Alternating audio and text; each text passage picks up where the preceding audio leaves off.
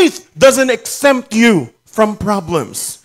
It prepares you for it. When the problem comes, you know what to do.